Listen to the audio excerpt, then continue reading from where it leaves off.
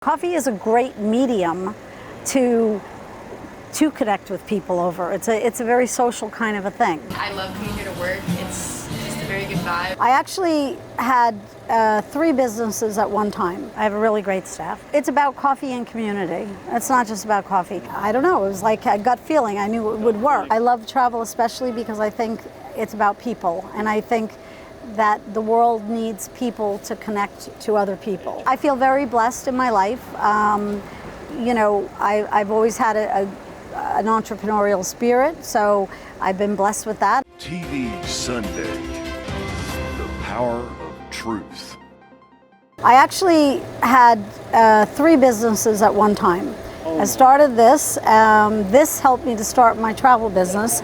And I also had another business called the Home Office, which was to provide people who were now working from home, like, the industries were changing, and so they were telecommuting to work, and they didn't have the same services. They didn't have a secretary, they didn't have an assistant, they didn't have filing, so I was offering those services to them. It's great. I love coming here to work. It's just a very good vibe, and the food is really, really good, so is the coffee. Well, I'm always a coffee drinker. I love good coffee. Good coffee and good wine are the 2 important things.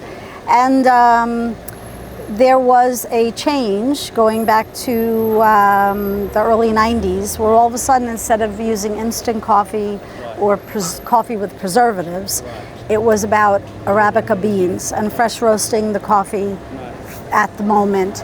And I thought, what a great idea. I love good coffee. I would gladly pay money for good coffee instead of, you could go to the deli, you could get coffee for 50 cents, but it had no taste. It wasn't, and there was really nothing like it here. And I don't know, it was like a gut feeling. I knew it would work. You are making really good money. Yes. A lot of the things that I do from here, so I have a great staff. Yeah. I have a really great staff, and they've been with me for a long time. And they're kind of like my extended family at this point. And so they do a lot, but when I'm traveling, I check in with them all the time. And then I do the scheduling, I do the payroll, I do the ordering, because I can do all of that online, on both the coffee bar and on the travel business. And the good thing, and I'm a bit of a workaholic because of the staff, because of what we. So it's about coffee and community. It's not just about coffee. And community doesn't mean the community right here. It means the community you make, right? So you can be the people that you connect with. Then you start a community, and people need that. I think people need it more than ever. I think that's why social media is so big, because people need to connect. So for me, it was always about great coffee and community. And coffee is a great medium to connect with people over. It's a very social kind of a thing.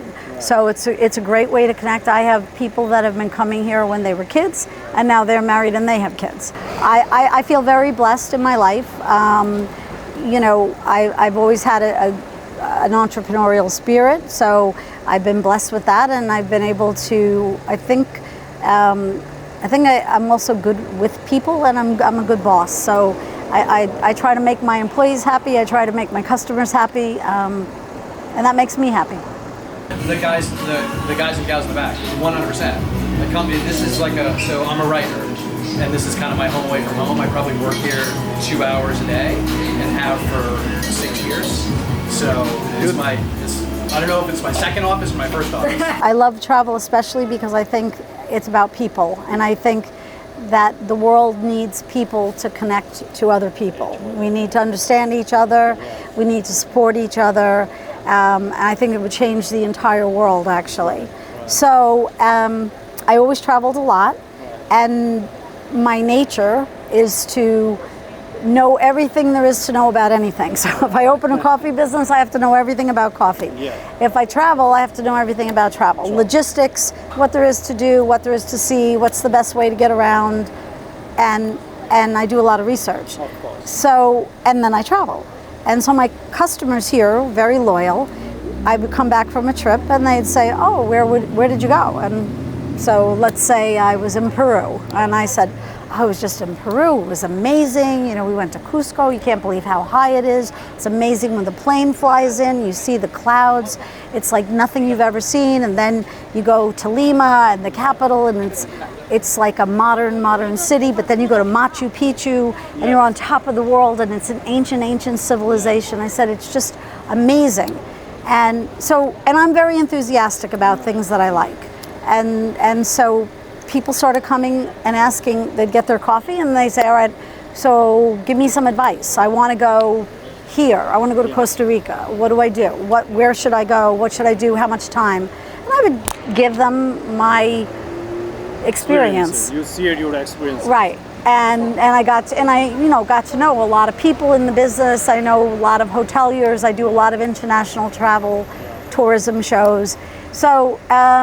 So then one day, so people were always asking for advice, and then one day somebody gave me their credit card and they said, okay, just book whatever you think I would like. And I said, well, you know, I'm not in travel. I did a trip for that person. They were very happy. They told their friends. So now everybody's asking me to do their trips. Well, hello, I light goes on. And I said, well, if I'm going to be doing this, Nepal was amazing. I have to say that one of the most, it's a silly thing, but it's interesting. So obviously, when you travel a lot, you're in and out of a lot of airports, right? And airports, you know, they all kind of look the same. I mean, and some are bigger, some are smaller, but they're the same.